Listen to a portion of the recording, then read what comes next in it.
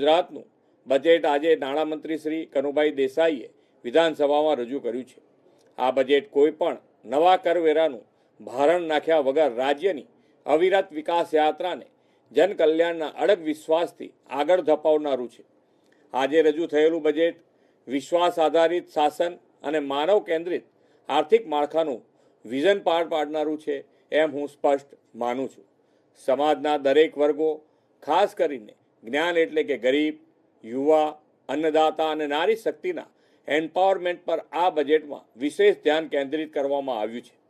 2026-27ના બજેટનું કદ 4,08,000 કરોડનું છે, એટલે કે ગયા વર્ષ કરતાં 10.2% વધારાનું આ બજેટ સાઇઝ થઈ છે. બજેટના કુલ ખર્ચના 65% વિકાસલક્ષી ખર્ચ માટે ફાળવ્યા છે. એટલું જ નહીં, સામાજિક સુરક્ષા, માનવ સંસાધન વિકાસ, માળખાકીય સુવિધાઓ તથા આર્થિક વિકાસ અને ગ્રીન ગ્રોથ એમ 5 સ્તંભ પર આધારિત આ બજેટ છે.